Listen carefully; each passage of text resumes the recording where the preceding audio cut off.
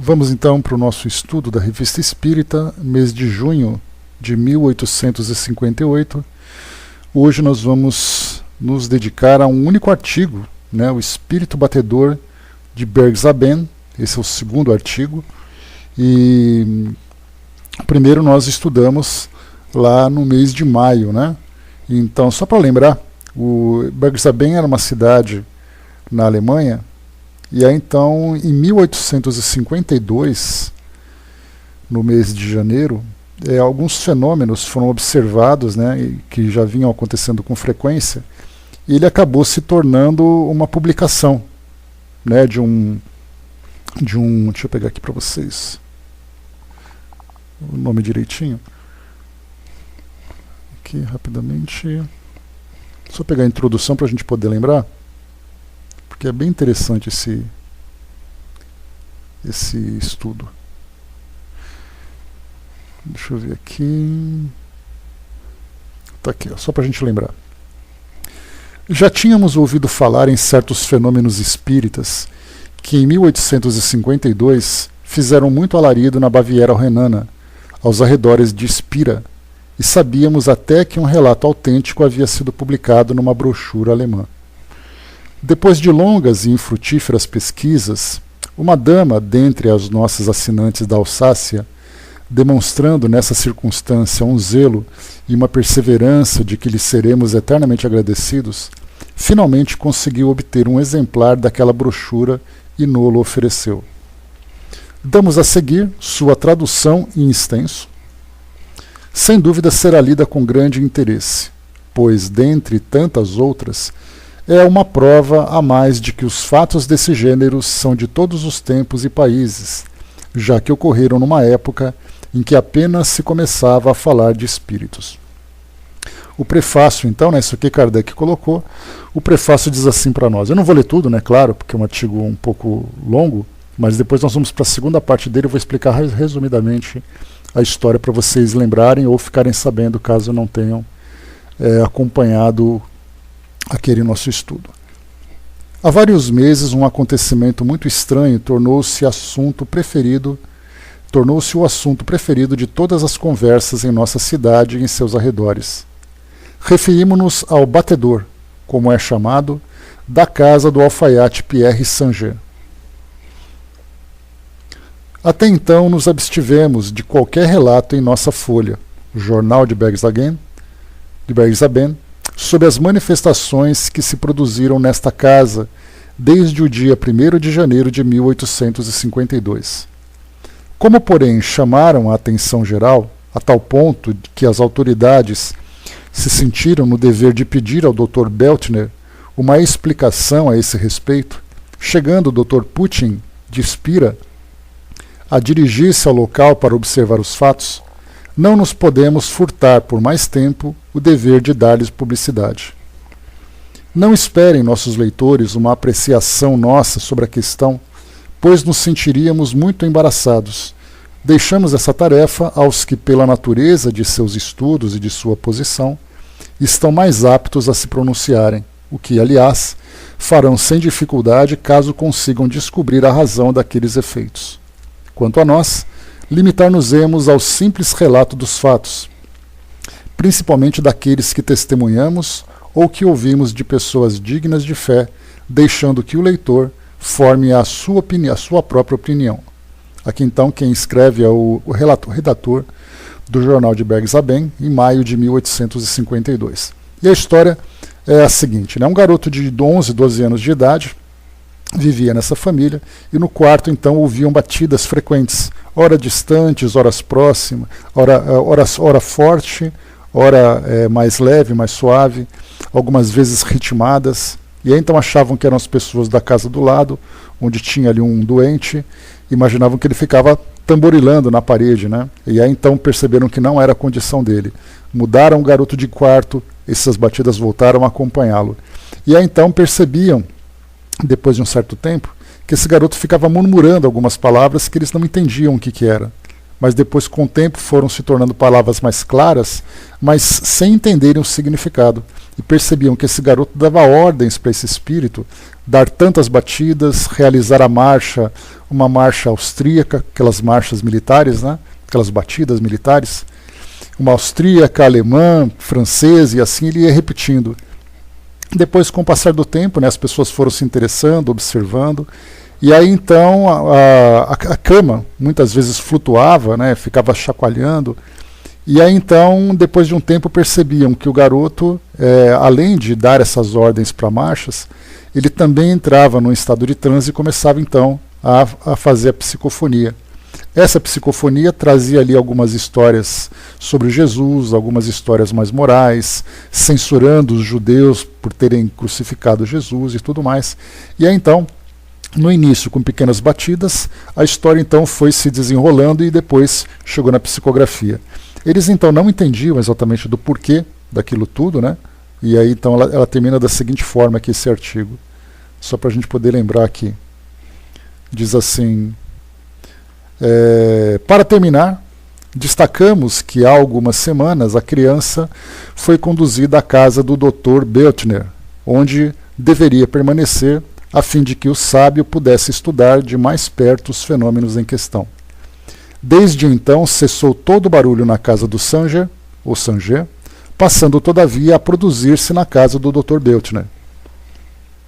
Tais são, em toda a sua autenticidade, os fatos que se passaram. Nós os entregamos ao público sem emitir juízo de valor. Oxalá possam os mais entendidos dar-lhe uma explicação satisfatória. Assina aqui então o Sr. Blanc, que é o redator do jornal. Olá, Osmar. E aqui então Kardec depois ele traz aqui considerações sobre o espírito batedor de Bergzabem. E ele fala sobre a explicação fácil, né? O garoto era um médium de efeitos físicos, o espírito, por obedecer a criança, era um espírito inferior a ela. Ela, inclusive, né, essa criança relatava que muitas vezes via um homem grande, mal encarado, e depois, quando ele começou a trazer aquelas mensagens psicofônicas, ele percebia que junto desse espírito havia mais dois, né? Então, eles começavam a trazer essas mensagens. Kardec trouxe aqui para nós, então, uma análise sobre esse tema, né? Falando sobre a mediunidade, falando sobre os fenômenos de efeitos físicos, o sonambulismo natural, que era o caso do garoto, né? Porque ele, então, sentado à cama, porque inicialmente isso acontecia quando ele adormecia, durante 1 hora por dia. Depois começou a acontecer durante o dia, e aí então ele sentado a uma cadeira, ele se deitava sobre as pernas, ficava com o rosto pálido e começava então a trazer a mensagem falando sobre tudo isso. Ora, conversava com a irmã, conversava com a família, né? Os espíritos através dele. Então, Kardec trouxe para nós aqui a análise à luz da doutrina espírita. Nesse segundo artigo, ele vai dar continuidade agora a essa análise, a esse estudo, e nós vamos então a ele. Deixa eu pegar aqui, para a gente poder, porque Kardec disse que ia analisar com mais profundidade, né, na continuidade desse tema, né, porque era um livro que foi publicado, né, uma pequena brochura, né, vamos dizer assim, algo como se fosse um livreto que foi publicado sobre esse fenômeno lá na Alemanha, né? E aí então Kardec ia analisar agora com mais cuidado, né? Talvez Deus exista, bom dia. Então, o espírito batedor de Bergzabem, segundo artigo. Diz aqui para nós: extraímos as passagens seguintes de uma nova brochura alemã, publicada em 1853 pelo Sr. Blanc, redator do jornal de Bergzabem, sobre o espírito batedor de que falamos em nosso número do mês de maio. Aliás, se vocês tiverem interesse depois, recorram ao mês de maio, da Revista Espírita de 1858, e deem uma lida, né? São 5 páginas que Kardec publicou, e ali vocês vão ver com mais detalhe, né, sobre esse fenômeno que foi observado lá na Alemanha, que Kardec teve acesso depois. Os fenômenos extraordinários ali relatados, cuja autenticidade não poderia ser posta em dúvida, provam que, a esse respeito, nada podemos invejar da América. Aqui Kardec faz uma referência aos Estados Unidos, em especial aquilo que foi observado das irmãs Fox em 1847, 45, 47, não me recordo precisamente. Mas como lá nos Estados Unidos houve então aquela conversa e a partir dali um interesse muito grande na investigação desses fenômenos físicos e também fenômenos intelectuais, né, que seria, nesse caso, a comunicação com os espíritos. Na Alemanha, pouco tempo depois, aconteceu um fenômeno muito parecido, muito semelhante. Só que nesse caso, nós não tivemos aqui um desfecho, pelo menos não soubemos o desfecho, para saber exatamente quem era aquele espírito, ao contrário do que aconteceu lá na família Fox, quando o espírito então se identificou, falou então que ele estava sepultado no porão da casa, que ele era ali um caixeiro viajante que havia sido assassinado. E aí então a polícia foi lá, fez ali as buscas, escavações, e encontraram então o corpo daquele espírito que se comunicava com as meninas. Então aqui por isso Kardec faz uma referência, né, que não tem nada para se invejar daquilo que acontecia nos Estados Unidos, porque também na Alemanha se observava um fenômeno semelhante. Notar-se-á nesse relato o cuidado minucioso com que os fatos foram observados. Seria desejável que, em casos semelhantes, se votasse a mesma atenção e a mesma prudência. Sabe-se hoje que os fenômenos desse gênero não resultam de um estado patológico, mas denotam sempre, entre aqueles em que se manifestam, uma excessiva sensibilidade, fácil de ser superexcitada. O estado patológico não é a causa eficiente, mas pode ser-lhe consecutivo.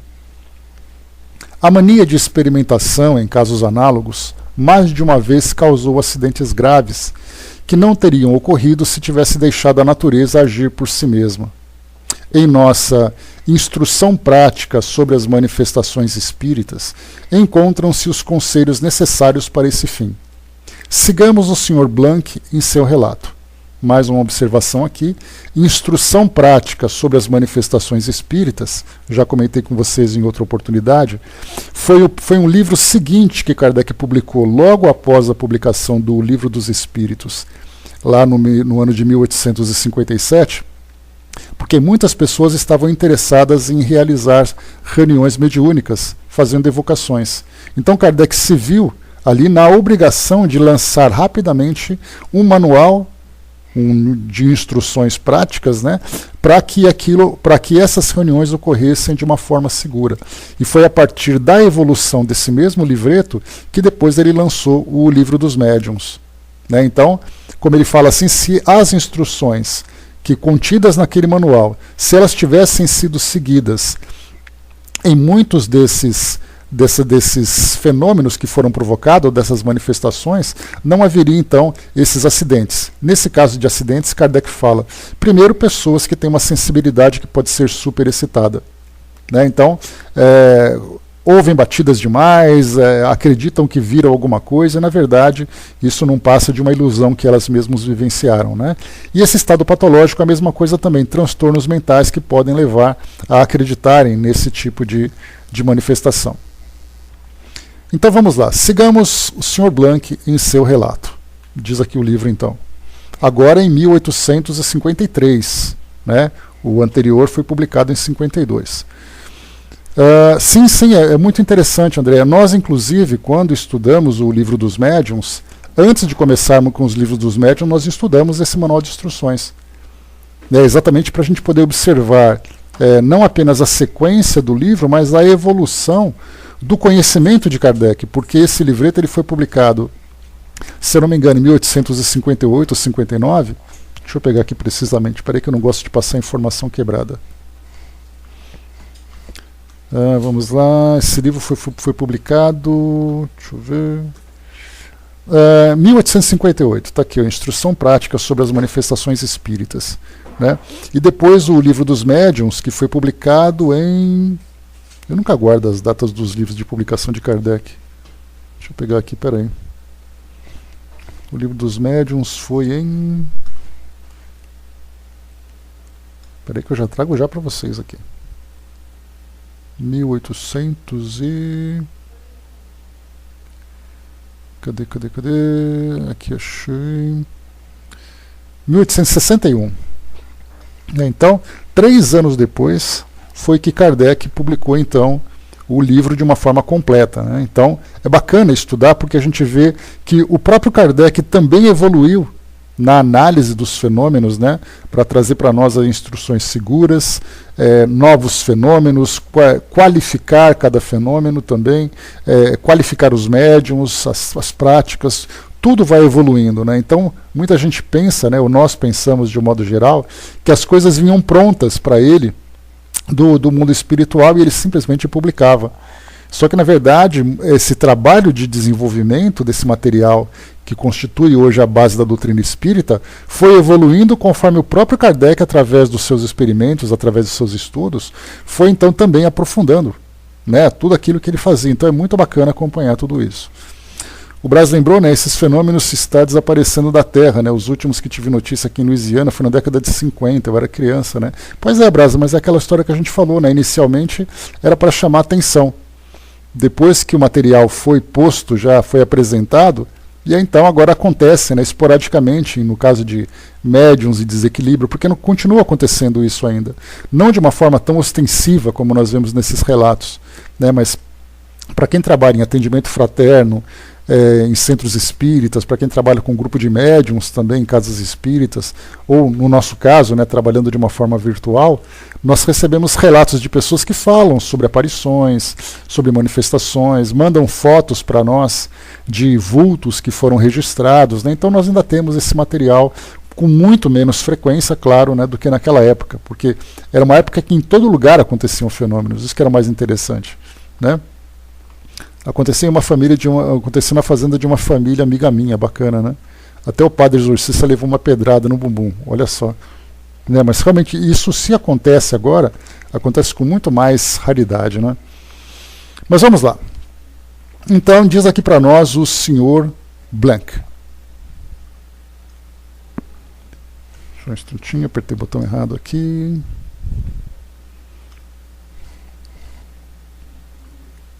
Cadê? Ixi, apertei o botão errado e me perdi aqui.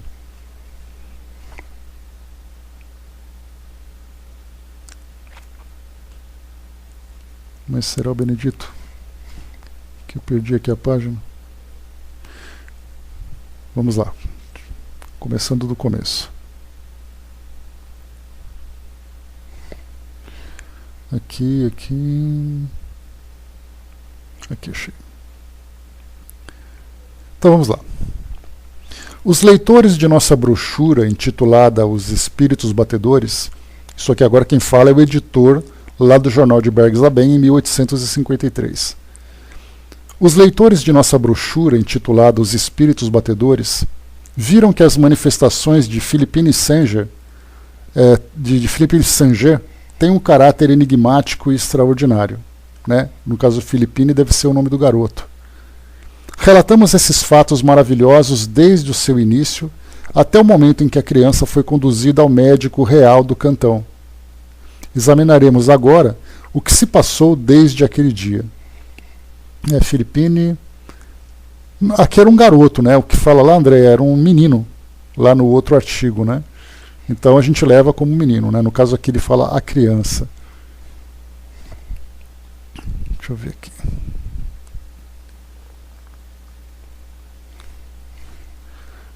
Quando a criança deixou a casa do Dr. Bentner para regressar à casa paterna, as batidas e arranhaduras começaram na casa do pai Sanger. Até esse momento, e mesmo depois da cura completa da jovem, aqui menina então, as manifestações foram mais marcantes e mudaram de natureza. Aqui uma nota de rodapé.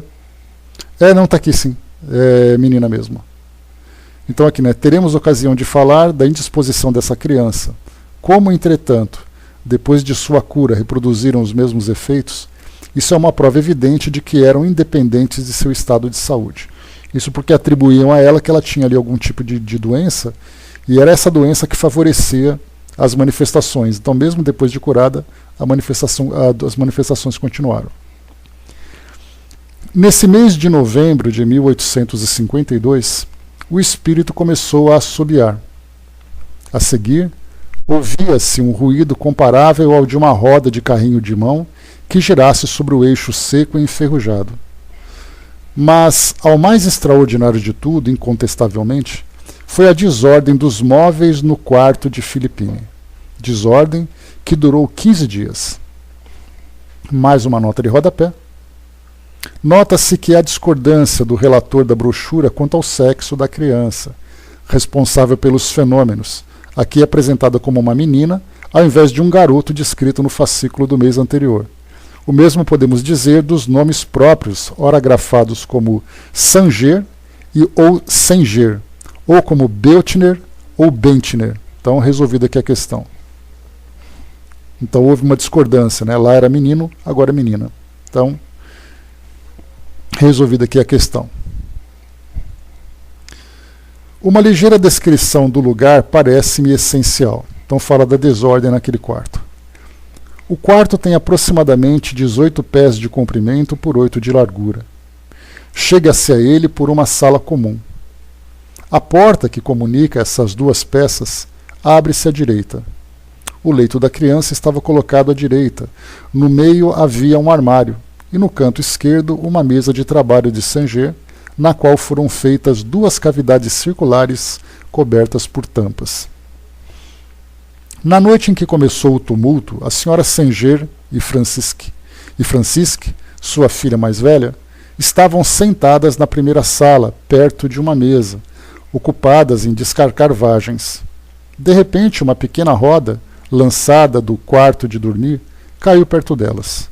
Ficaram tanto mais amedrontadas quanto sabiam que ninguém, além de Philippine, então mergulhada em sono profundo, se encontrava no quarto. Além disso, a rodinha fora lançada do lado esquerdo, embora se achasse na prateleira de um pequeno móvel colocado à direita. Se houvesse partido do leito, deveria ter alcançado a porta e aí se detido. Torna-se evidente, portanto, que a criança nada tinha a ver com o caso. Enquanto a família Sanger externava sua surpresa sobre o acontecimento, alguma coisa caiu da mesa no chão. Era um pedaço de pano que antes estava mergulhado numa bacia cheia de água. Ao lado da rodinha jazia também uma cabeça de cachimbo, havendo a outra metade ficado sobre a mesa. O que tornava a coisa ainda mais incompreensível era que a porta do armário onde estava a pequena roda, antes de ser atirada, achava-se fechada, a água da bacia não estava agitada e nenhuma gota se havia derramado sobre a mesa. De repente, a criança, sempre adormecida, grita do leito: "Pai, vá embora! Ele atira! Saiam! Eles vos atirarão também!" Obedeceram a essa ordem, e assim que foram à primeira sala, a cabeça do cachimbo foi atirada com muita força, sem que, no entanto, se quebrasse. Uma régua que Philippine usava na escola seguiu o mesmo caminho. O pai, a mãe e sua filha mais velha entreolharam-se apavorados, e como que refletissem sobre o caminho a tomar, uma grande plaina do Sr. Sanger e uma grande tora de madeira foram lançadas de sua banca de carpinteiro para o outro quarto. Sobre a mesa de trabalho, as tampas estavam no lugar, e apesar disso, os objetos que ela cobriam também haviam sido jogados longe. Na mesma noite, os travesseiros da cama foram lançados sobre o armário e o cobertor atirado contra a porta. Num outro dia, haviam posto aos pés da menina, debaixo do cobertor, um ferro de passar pesando cerca de 6 libras. Logo foi atirado na outra sala. O cabo tinha sido retirado e foi encontrado sobre uma cadeira no quarto de dormir. Fomos testemunhas de que cadeiras colocadas a cerca de 3 pés do leito foram derrubadas e as janelas abertas, embora antes estivessem fechadas. E isso tão logo havíamos virado as costas para entrar na peça vizinha. Uma outra vez, 2 cadeiras foram levantadas para cima da cama, sem desarrumar as cobertas. No dia 7 de outubro, havia-se fechado firmemente a janela e estendido diante dela um lençol branco. Desde que deixamos o quarto, foram dados golpes redobrados e tão violentos que as pessoas que passavam pela rua fugiam apavoridas. Correram para o quarto. A janela estava aberta, o lençol jogado sobre um pequeno armário ao lado, a coberta do leito e os travesseiros no chão, as cadeiras de perna para o ar e a criança em seu leito, protegida unicamente pela camisola. Durante 14 dias, a senhora Sanger somente se ocupou de arrumar a cama. A gente vê aqui que, né, inclusive, o nome Poltergeist é um nome alemão, né, que fala sobre esses ruídos, que fala sobre essas batidas, né? E aqui nós vemos uma situação semelhante, né? Objetos sendo lançados, né? Então a gente já começa a compreender um pouco sobre a origem dessa expressão poltergeist, que é utilizada até hoje, que identifica exatamente esses fenômenos de efeitos físicos. E para quem assistiu ao filme Poltergeist na década de 1980, lembra como aquilo foi assustador, né? Vamos lá. Uma vez tinham deixado uma harmônica sobre a cadeira. Sons fizeram-se ouvir. Entrando principalmente no quarto, encontraram a criança, como sempre, tranquilamente deitada em sua cama. Um instrumento estava sobre a cadeira, mas não tocava mais. Uma noite o Sr. Sanger saía do quarto da filha, quando recebeu nas costas a almofada de um assento. De outra vez, foi um par de chinelos velhos, sapatos que estavam debaixo do leito ou tamancos que lhe iam ao encontro. Muitas vezes também sopravam a vela acesa, colocada sobre a mesa de trabalho. As pancadas e as arranhaduras alternavam-se com essa demonstração do mobiliário. O leito parecia movimentar-se por mão invisível. A ordem de balançar a cama ou ninar a criança, o leito ia e vinha, num e noutro sentido, com barulho. A ordem de alto, ele parava. Nós que presenciamos o fato, podemos afirmar que 4 homens que se sentavam na cama foram levantados também, sem poderem deter o seu movimento. Foram erguidos com o móvel. Ao fim de 14 dias, cessou a desordem dos móveis e a essas manifestações sucederam-se outras.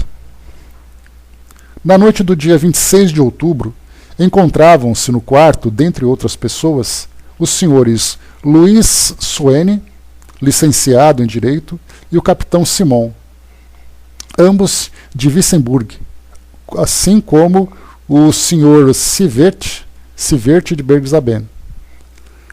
No momento, Philippine Sanger encontrava-se mergulhada em sono magnético. Vamos aqui ao rodapé. Uma sonâmbula de Paris havia entrado em relação com a jovem Philippine e, desde então, ela caía espontaneamente em sonambulismo. Nessa ocasião, passavam-se fatos notáveis, que relataremos de outra vez. Aqui é a nota do tradutor em francês, né? O Sr. Sevet apresentou-lhe um papel contendo cabelos para ver o que faria com eles. Ela abriu o papel e, sem, no entanto, pôr os cabelos à mostra, aplicou-os sobre as pálpebras fechadas e depois os afastou, como se quisesse examiná-los à distância, dizendo: gostaria muito de saber o que contém esse papel. São cabelos de uma dama que desconheço. Se ela quiser vir, que venha. Não posso convidá-la, já que não a conheço. As perguntas que lhe dirigiu o Sr.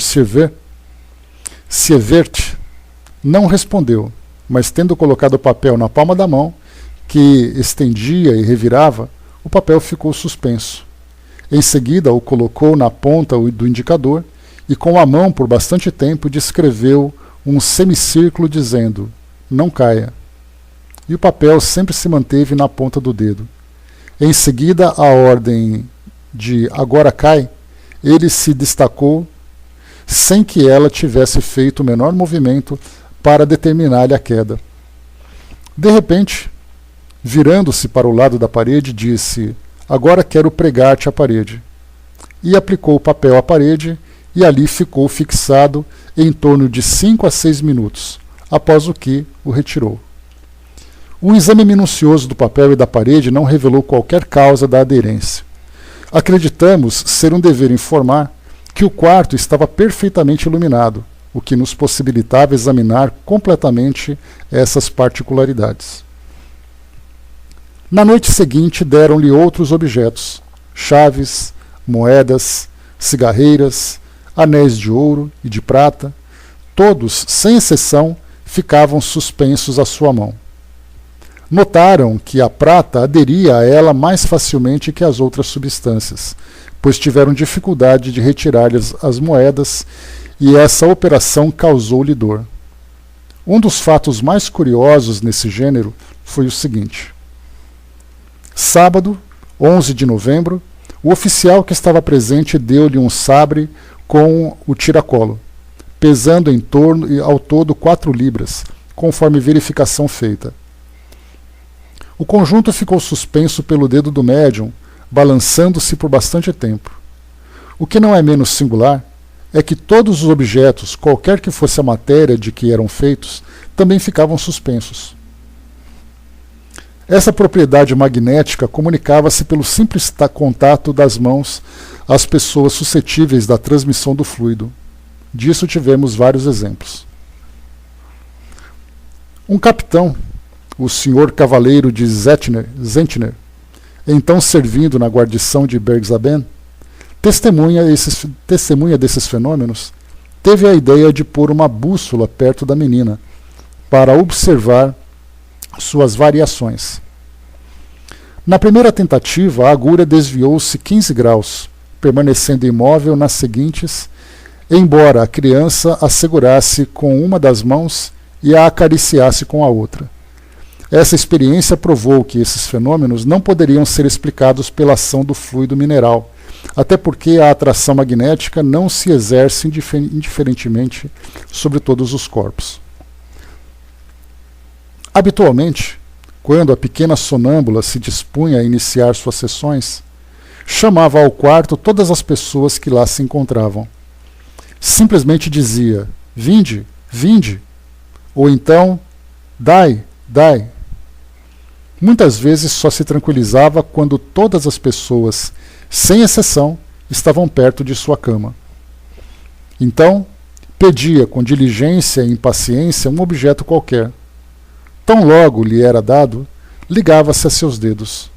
Frequentemente acontecia que 10, 12 ou mais pessoas estavam presentes e cada uma lhe apresentava vários objetos. Durante a sessão, não permitia que lhe tomassem nenhum deles.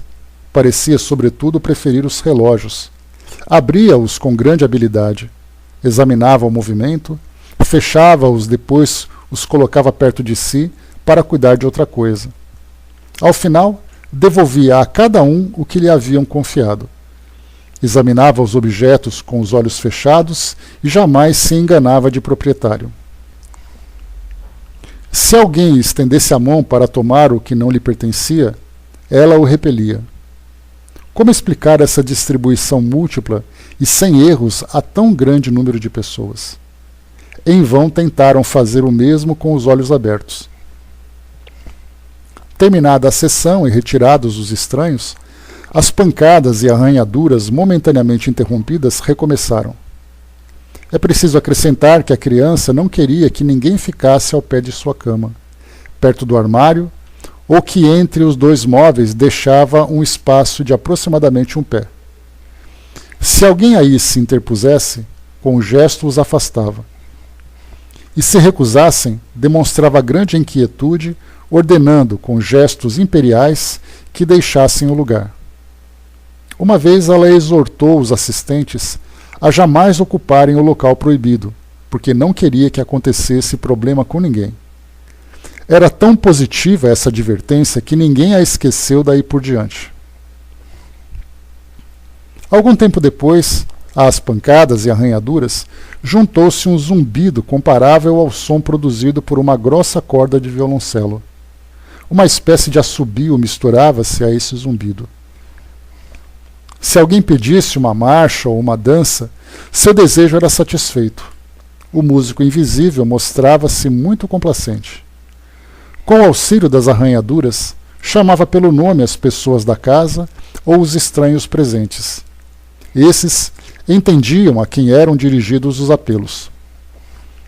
A esse chamado, a pessoa designada respondia sim, para dar a entender que sabia tratar-se dela. Então era executada, em sua homenagem, um trecho de música que por vezes dava lugar a cenas divertidas. Se alguém não fosse chamado, respondia sim. A arranhadura fazia-se entender por um não, exprimindo a seu modo de que nada tinha a dizer-lhe naquele momento.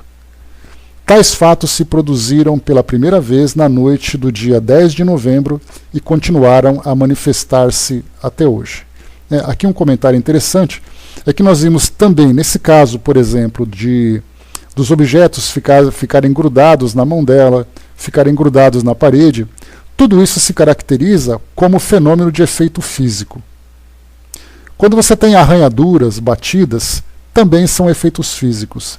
Mas a partir do momento em que esses sons, esses movimentos, se tornam inteligíveis, como é o caso, por exemplo, de aquele assobio, mas aquele assobio se tornar uma música, ele passa a ser inteligente.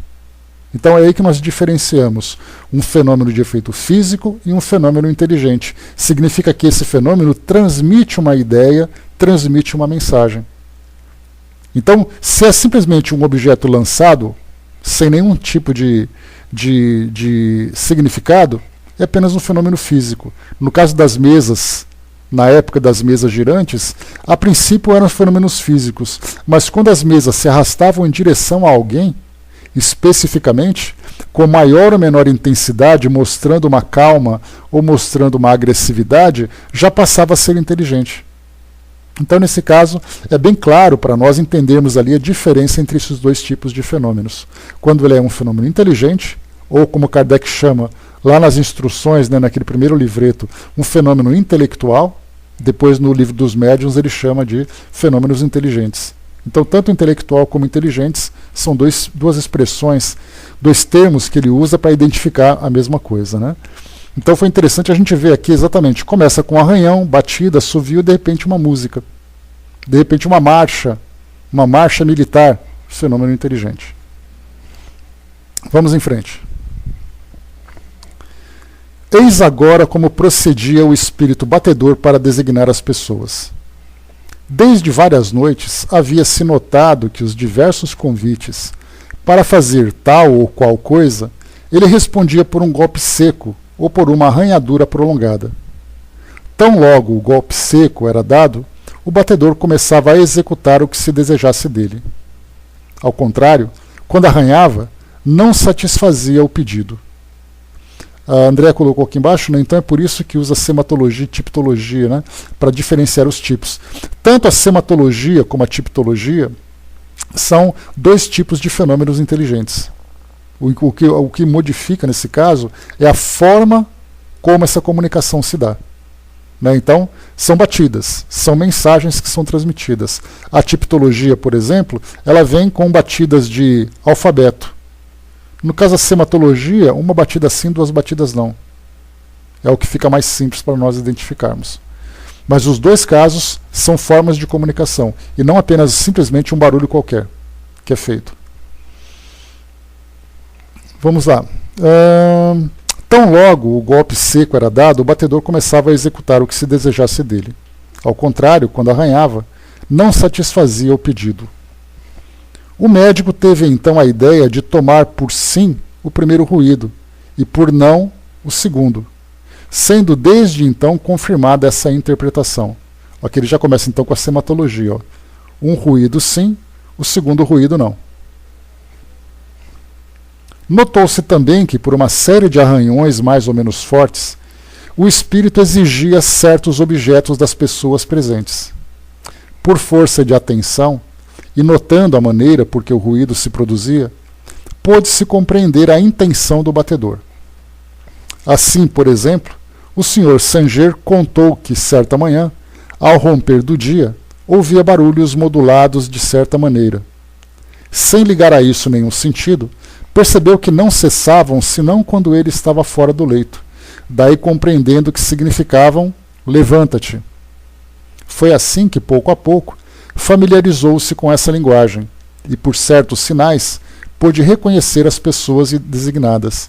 Então, olha que interessante, né? Não apenas identificando as pessoas com tais ou quais barulhos, mas como também dando ali instruções para não ficar perto, que era um sim, que era um não, que era para se levantar, que era para ficar em silêncio, enfim. Eles começam então a criar um vocabulário a partir desses sinais, podemos dizer, sematológicos, né?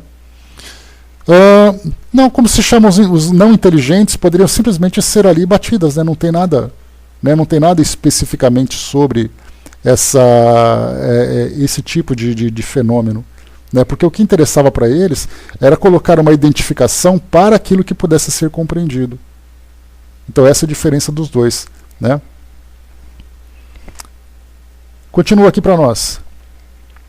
Chegou o aniversário do dia em que o batedor se havia manifestado pela primeira vez.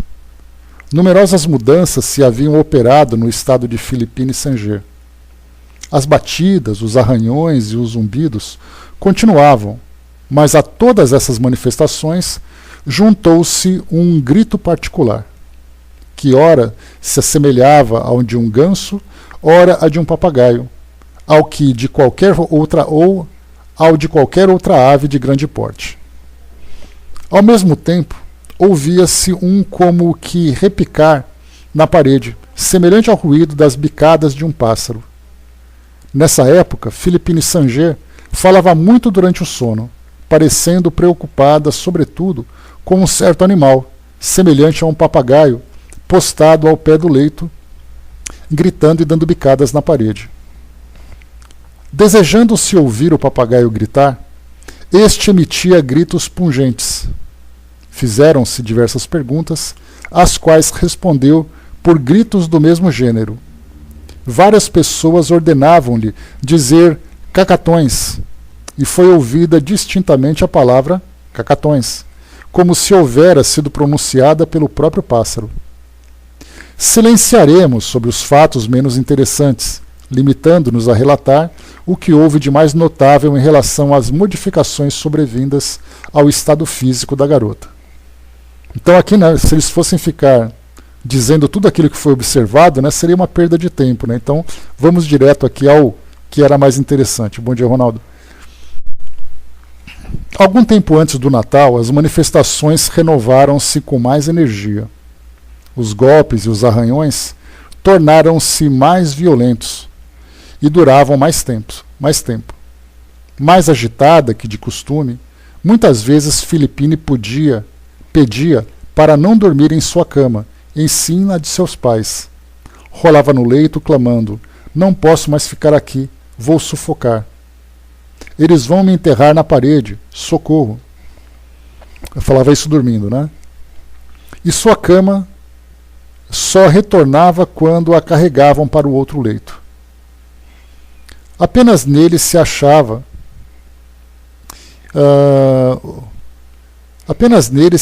e golpes muito fortes foram ouvidos no alto. Pareciam partir do sótão, como se um carpinteiro martelasse sobre as vigas. Algumas vezes eram tão vigorosos que a casa ficava toda abalada. As janelas vibravam e as pessoas presentes sentiam o chão tremer sob seus pés. Golpes semelhantes foram dados igualmente contra a parede, perto da cama. Às perguntas formuladas, as mesmas pancadas respondiam, como ordinariamente, alternando-se sempre com arranhaduras. Não menos curiosos, os fatos que se seguem reproduziram-se muitas vezes. Quando todo o ruído havia cessado e a menina repousava tranquilamente em seu pequeno leito, viram-se muitas vezes prostrar-se e unir as mãos, mantendo fechados os olhos. Depois virava a cabeça para todos os lados, ora à direita, ora à esquerda, como se algo extraordinário atraísse sua atenção. Um amável sorriso corria-lhe então sobre os lábios. Dir-se-ia que se dirigia a alguém. Estendia as mãos e por esse gesto compreendia-se que apertaria as mãos de alguns amigos ou desconhecidos. Viram-na também, depois de tais cenas, retomar sua primeira atitude suplicante, unindo novamente as mãos e curvando a cabeça até tocar o cobertor. Após o que se endireitava e derramava lágrimas. Então suspirava e parecia orar com grande fervor. Nestes momentos, sua fisionomia se transformava, ficava pálida e adquiria a expressão de uma mulher de 24 a 25 anos. Muitas vezes esse estado durava mais de meia hora, durante o qual só exclamava: "Ah, ah". Havia batidas, os arranhões, o zumbido e os gritos cessavam até o momento do despertar. Então o batedor novamente se fazia ouvir, procurando executar áreas alegres, de modo a dissipar a impressão penosa deixada na assistência. Ao despertar, a criança estava muito abatida. Podia apenas levantar os braços e os objetos que lhe eram apresentados não ficavam mais suspensos em seus dedos. Curiosos em conhecer o que ela havia experimentado, ignoravam-na várias vezes.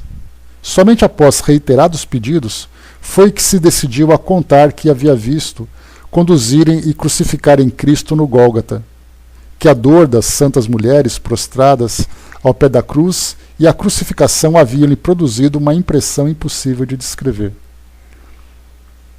Então aqui, ela, na verdade, assim, o que ela está comentando aqui agora é que todas aquelas expressões que ela tinha, né, de súplica, de ficar olhando para um lado e para o outro, na verdade, ela via cenas da época da crucificação de Cristo, né? Também tinha visto uma porção de mulheres e de virgens vestidas de negro e pessoas jovens em longas roupas brancas percorrendo em procissão as ruas de uma bela cidade. Finalmente foi conduzida a uma vasta igreja, onde assistiu a um serviço fúnebre. Em pouco tempo, o estado de Philippine Sanger se alterou de modo a causar inquietação quanto à sua saúde, porque, estando acordada, divagava e sonhava em voz alta. Não reconhecia os pais, nem a irmã, nem qualquer outra pessoa, vindo esse estado agravar-se mais ainda por uma completa surdez que persistiu durante 15 dias. Não podemos silenciar sobre o que se passou nesse lapso de tempo. A surdez de Philippine manifestou-se de meio-dia às 3 horas, ela mesma declarando que ficaria surda durante um certo tempo e que cairia doente. O que há de singular é que por vezes recuperava a audição durante cerca de meia hora, com o que se mostrava feliz. Ela própria predizia o momento em que a surdez se manifestaria e desapareceria. Uma vez, entre outras, anunciou que à noite, às 8h30, ouviria claramente durante uma meia hora. Com efeito, a hora predita voltou a ouvir, e isso durou até às 9 horas. Durante a surdez, seus traços se modificavam. Seu rosto adquiria uma expressão de estupidez que perdia tão logo, retornava ao estado normal. Nada então causava impressão sobre ela. Ficava sentada, olhando as pessoas presentes fixamente e sem as reconhecer. Ninguém se podia fazer compreender a não ser por sinais, aos quais em geral não respondia, limitando-se a fitar os olhos sobre os que lhe dirigiam a palavra. Uma vez agarrou pelo braço, de repente, uma das pessoas presentes e lhe disse, empurrando-a: "Quem és, pois?"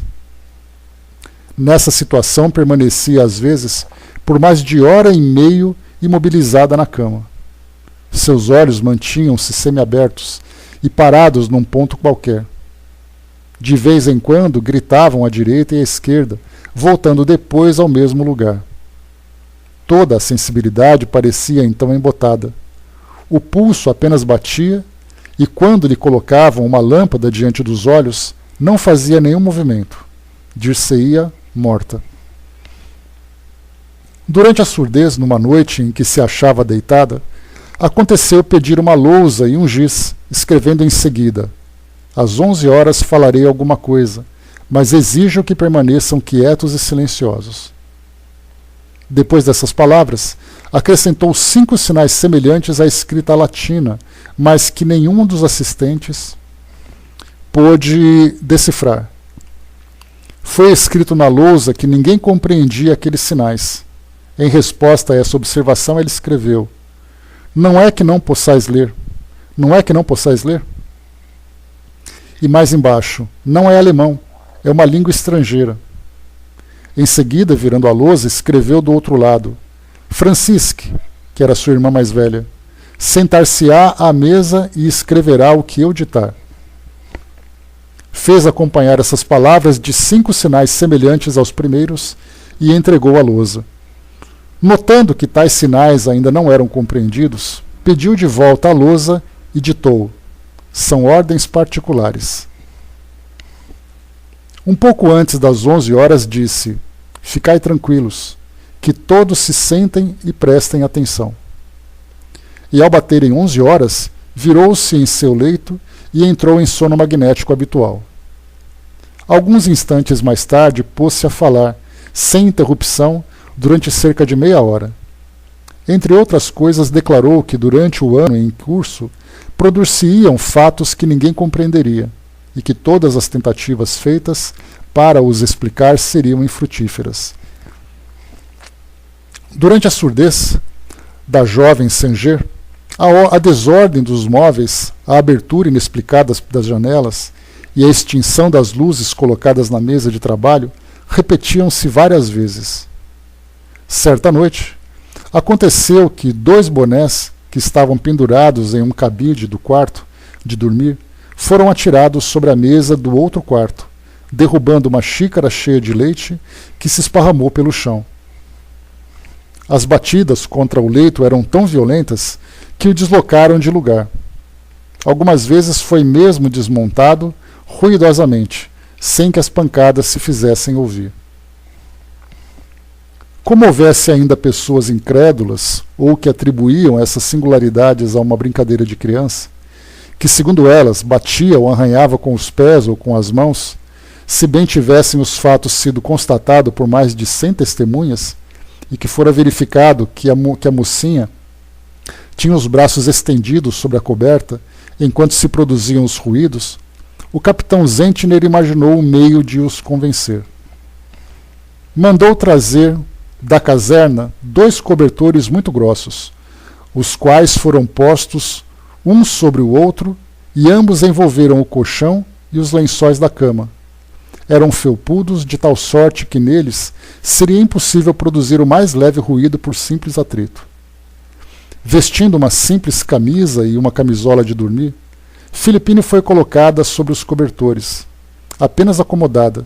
As arranhaduras e os golpes se produziram como antes, ora na madeira do leito, ora no armário do vizinho, conforme o desejo que era manifestado. Acontecia muitas vezes que, quando alguém cantarolava ou assobiava uma área qualquer, o batedor o acompanhava e os sons percebidos pareciam provir de 2, 3 ou 4 instrumentos. Ao mesmo tempo, ouvia-se arranhar, bater, assoviar, retumbar, conforme o ritmo da área cantada. Muitas vezes também, o batedor pedia a um dos assistentes que cantasse uma canção. Designava-o pelo processo que já conhecemos, e quando a pessoa compreendia que era a si mesma que o espírito se dirigia, perguntava por sua vez se devia cantar tal ou qual área. Respondia por sim ou não. Ao cantar a área indicada, um acompanhamento de zumbidos e assobios fazia-se ouvir perfeitamente no compasso. Depois de uma música alegre, frequentemente o espírito pedia o hino Grande Deus, nós te louvamos, ou a canção de Napoleão I. Se lhe pedisse para tocar sozinho essa última canção ou qualquer outra, executava do começo ao fim. As coisas iam assim, na casa do Sr. Sanger, quer de dia, quer de noite, durante o sono ou estado de vigília da menina, até o dia 4 de março de 1853, época em que as manifestações entraram numa nova fase. Esse dia foi marcado por um fato ainda mais extraordinário que os precedentes. Aí Kardec coloca aqui, então, continua no próximo número, né? Então, a partir de 4 de março de 1853, novos fenômenos passaram a acontecer, então, e nós vamos analisar nos próximos números. Aqui Kardec, então, coloca para nós uma observação, fazendo uma análise sobre aquilo que foi apresentado para nós. Então ele diz assim, deixa eu ver aqui, esperamos que os nossos leitores não nos censurem pela extensão que demos a esses curiosos detalhes, e que leiam a sua continuação com não menor interesse. Faremos notar que esses fatos não nos vêm de além-mar, cuja distância é um grande argumento, pelo menos para certos céticos, nem mesmo vêm de além-reno, porquanto se passaram em nossas fronteiras, quase sob nossos olhos, e há 6 anos apenas. Como se vê, Philippine Sanger era uma médium natural muito complexa. Além da influência que exercia sobre os fenômenos bem conhecidos dos ruídos e movimentos, era uma sonâmbula estática. Conversava com os seres incorpóreos que via. Ao mesmo tempo via os assistentes e lhes dirigia a palavra, embora nem sempre lhes respondesse, o que prova que em certos momentos se achava isolada. Para aqueles que conhecem os efeitos da emancipação da alma, as visões que relatamos nada têm que não possam ser explicadas facilmente. Nesses momentos de êxtase, é provável que o espírito da criança se visse transportado para algum país longínquo onde existia, talvez em recordação, onde assistia, talvez em recordação, a uma cerimônia religiosa. Pode-se admirar da lembrança que conservava ao despertar, mas esse fato não é insólito. De resto, pode-se notar que a lembrança era confusa, sendo necessário insistir muito para provocá-la. Se observarmos atentamente o que se passava durante a surdez, reconheceremos sem dificuldade um estado cataléptico. Uma vez que essa surdez era apenas temporária, é evidente que não provocava alterações nos órgãos da audição. O mesmo podemos dizer da obliteração momentânea das faculdades mentais, que nada tinha de patológico, visto que, num dado instante, tudo voltava ao estado normal. Essa espécie de estupidez aparente resultava de um desprendimento mais completo da alma, cujas excursões faziam-se com maior liberdade, não deixando aos sentidos senão a vida orgânica. Aqui interessante também essa colocação, que quando ela tinha essa emancipação de uma forma mais completa, esse desprendimento mais completo, o corpo ficava completamente sem qualquer expressão de inteligência. Por isso, então, aquela ideia, né, desse estado, né, que Kardec coloca aqui como usa a expressão estupidez, mas é aquela sem qualquer tipo de participação, sem qualquer tipo de consciência, aquele olhar perdido, olhando para as pessoas sem poder responder nada, né? Então nós vemos assim que isso se deu, segundo a análise de Kardec, por causa dessa emancipação completa. Nós lembramos que a consciência, no nosso estado evolutivo ainda, ele não pode estar em 2 lugares ao mesmo tempo. Então, a partir do momento em que o espírito se desloca para algum lugar, a sua consciência se desloca para algum lugar, no momento em que o corpo, no local em que o corpo físico se encontra, não há qualquer tipo de consciência. Dá então essa aparência, né? Que se julgue, pois, diz aqui Kardec, o efeito desastroso que teria resultado de uma intervenção terapêutica em semelhante circunstância. Os fenômenos do mesmo gênero podem produzir-se a cada momento. Não saberíamos, nesse caso, recomendar maior circunspecção. Uma imprudência pode comprometer a saúde e até mesmo a vida. Então aqui Kardec termina essa análise inicial, porque ele diz o seguinte, né, no caso de uma intervenção para tratar desse fenômeno, é o que nós costumamos ver geralmente, né, não apenas dentro de terapias médicas. Lembra que ontem nós estudamos, né, sobre a loucura, sobre a idiotia, e nós falamos sobre aquelas terapias que foram feitas no final do século XIX, século XX, né, com lobotomias, com eletrochoques e tantas outras práticas, né, que muitas vezes traziam muito mais prejuízo do que benefícios. Nesse caso dessa jovem, se analisassem esse comportamento de um modo patológico, poderiam tentar ali fazer uma intervenção médica usando essas práticas do passado, comprometendo a saúde mental dela e até mesmo a saúde física ou até mesmo comprometendo a vida. Nós vimos em outros casos, né, de notícias que saem no jornal, nos jornais, de exorcismos que são feitos, fazendo com que aquela pessoa que está submetida a essa prática acabe até morrendo. Inclusive filmes foram produzidos, né, alegando, pelo menos, serem baseadas, né, em fatos que aconteceram. Então, por causa desse tipo de comportamento, poderia afetar aquela pessoa. Então, quantas vezes alguém que é médium, ou alguém que tem uma faculdade anímica, chamada inclusive de paranormal, né, nós podemos imaginar assim que, diante de uma intervenção médica, essas pessoas acabam sendo então hospitalizadas. Então são casos de obsessão, casos de mediunidade, que são interpretados pelas ciências tradicionais e pelas religiões também tradicionais como sendo algo fora do normal. E aí então fazem uma intervenção e trazem muito mais problemas do que soluções. Deixa eu ver aqui, o Tic-Tac colocou, né, seria uma profecia do tempo do Dr. Fritz, né? De repente, né? O Brás colocou aquele fenômeno de incendiário do Rio Grande do Sul foi na década de 80. Né? Nós comentamos ontem, Brás, você não estava aqui ontem no nosso estudo, chegamos a falar um pouquinho sobre esse caso. Né? Então, o que nós vimos aqui, né, nessa história toda que Kardec apresenta, né, e inclusive ele se desculpa pela extensão do artigo, porque acaba ficando uma leitura cansativa, né, mas ele achou tão interessante relatar todos esses detalhes, porque nesse caso tem uma riqueza, né, uma fonte preciosa de informações a serem analisadas à luz da doutrina espírita. Né, então essa é a parte mais interessante. Né, o mundo todo viu que o espírito pode fazer cirurgia no corpo material.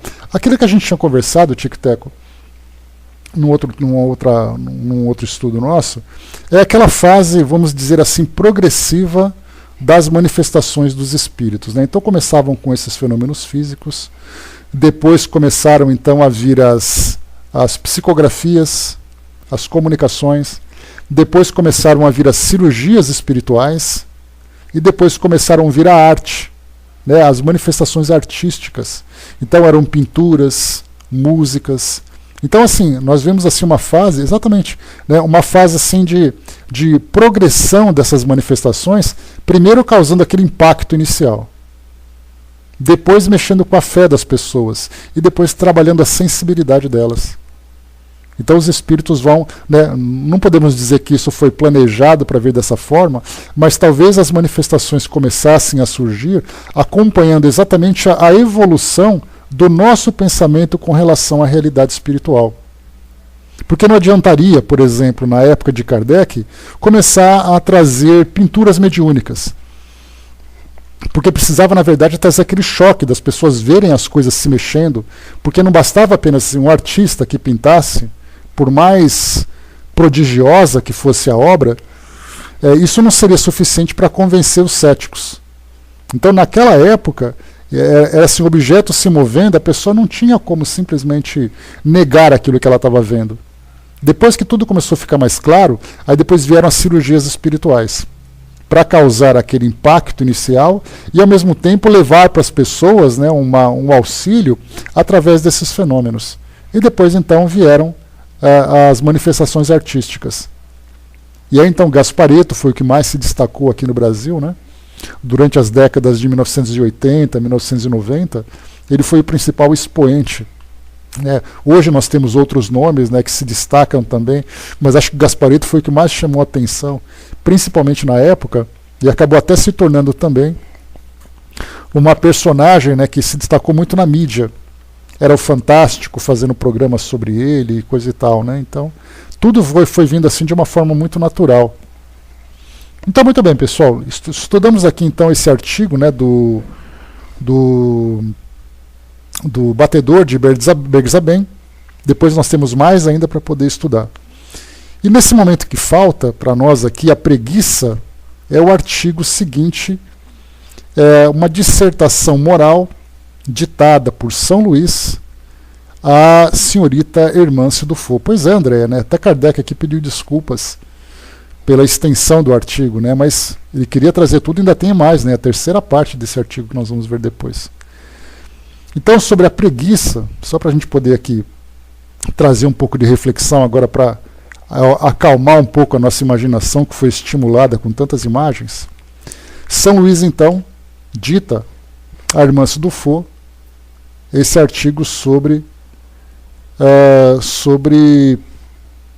a preguiça, né?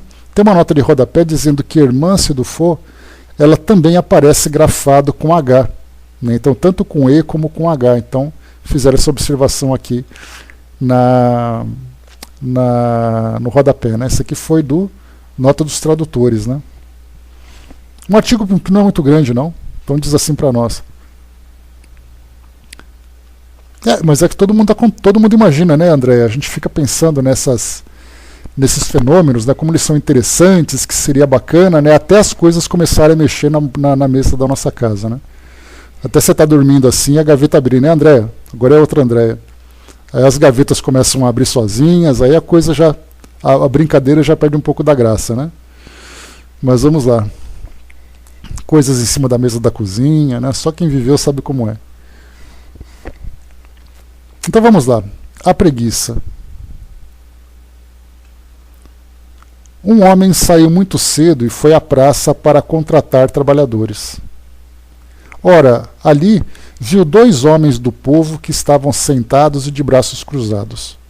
Foi a um deles e o abordou dizendo: Que fazes aqui? Ao que o mesmo respondeu: Não tenho trabalho. O que procurava trabalhadores disse: Então pega a enxada e vai ao meu campo, na vertente da colina onde sopra o vento sul. Cortarás as urzes e resolverá o solo até que venha a noite. A tarefa é rude, mas terá um bom salário. E o homem do povo colocou a enxada no ombro e agradeceu ao outro de coração. Ouvindo isso, o outro trabalhador levantou de seu lugar e aproximou-se dizendo: Senhor, deixai também que eu vá trabalhar em vosso campo. E tendo dito a ambos que o seguissem, marchou à frente para mostrar-lhe o caminho. Depois, quando chegaram à encosta da colina, dividiu o trabalho em 2 e se foi. Logo que partiu, o último dos trabalhadores contratados pôs fogo no mato da gleba, que lhe coube a partilha, e lavrou a terra com a enxada. O suor minava em sua fonte sob o calor ardente do sol. Murmurando a princípio, o outro o imitou, mas logo abandonou a tarefa. Fincando a enxada no chão, sentou-se ao lado, olhando o trabalho que seu companheiro fazia. Ora, no início da noite, o dono do campo veio examinar o trabalho que havia sido realizado. Chamando o trabalhador diligente, cumprimentou-o dizendo: Trabalhaste bem, eis o teu salário. E o despediu após dar-lhe uma moeda de prata. O outro também se aproximou, reclamando o valor de seu salário. Mas o dono lhe disse: Mau trabalhador, meu pão não saciará tua fome, porque deixaste inculta a parte do campo que te foi confiada. Não é justo que aquele que nada fez seja recompensado com o que trabalhador. Não é justo que aquele que nada fez seja recompensado como o que trabalhou bem, e o despediu sem dar-lhe nada. Eu vos digo que a força não foi dada ao homem, nem a inteligência ao seu espírito, para consumir os dias na ociosidade, mas para ser útil aos semelhantes. Ora, aquele cujas mãos estiverem desocupadas, e o espírito ocioso será punido e deverá recomeçar sua tarefa. Em verdade vos digo que sua vida será posta de lado como uma coisa que a ninguém aproveita, quando seu tempo se cumprir. Compreendei isso como uma comparação.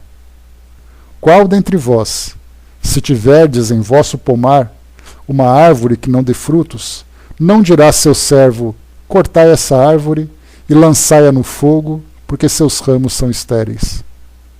Ora, assim como tal árvore será cortada por causa da sua esterilidade, a vida do preguiçoso será posta no refúgio, por ter sido estéril em boas obras.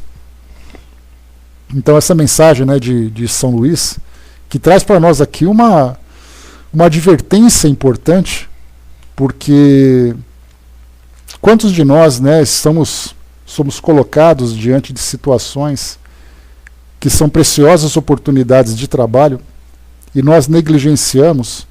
Primeiro, né, porque talvez o salário, né, a recompensa não seja satisfatória, ou talvez porque ela não seja do nosso gosto, mas independente disso, né, o trabalho está sendo colocado.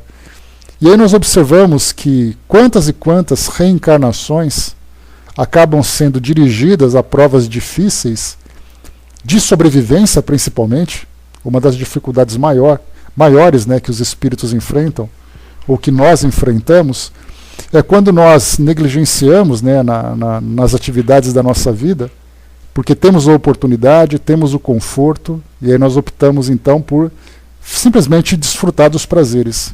E aí então numa reencarnação seguinte, nós temos que trabalhar ardentemente para termos aquilo que é o mais básico para a nossa sobrevivência. Simplesmente que se nós ficarmos acomodados, as dificuldades serão maiores.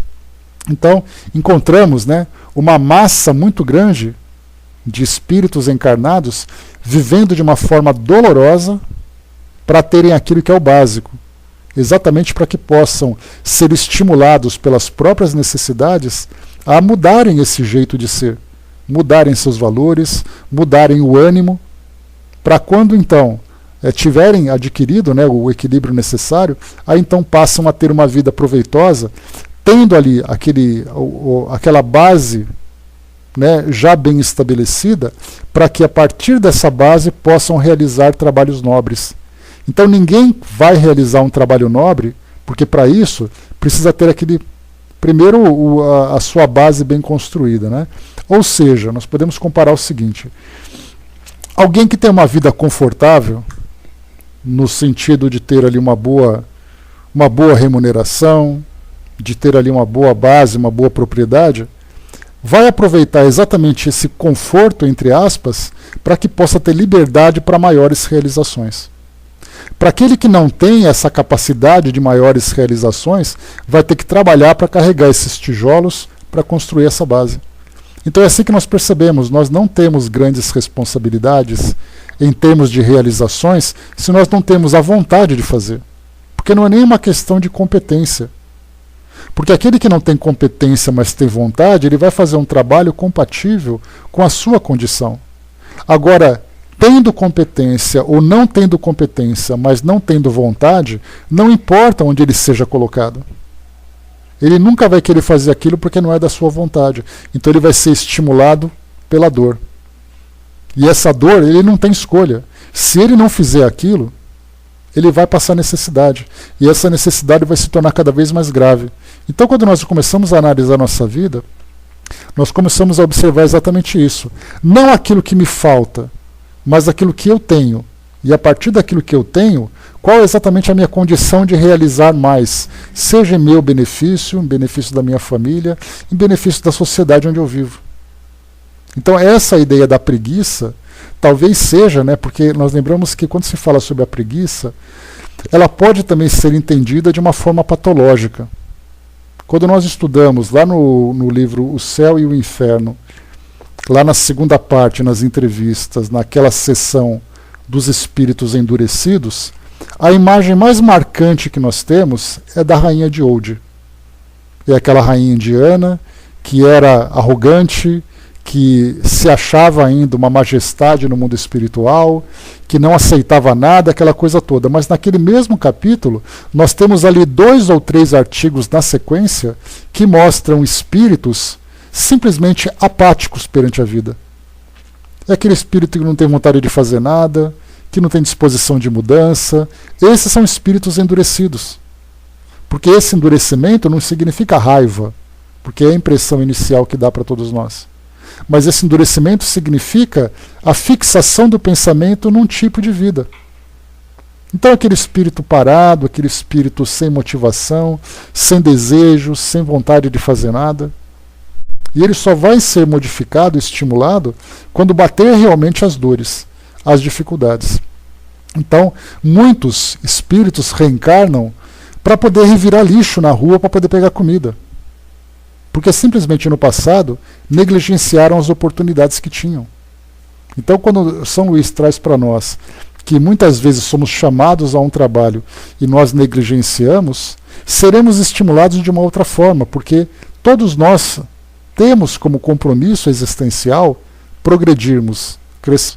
Se nós abrirmos mão desse compromisso, somos empurrados. Aquela minha velha frase, né?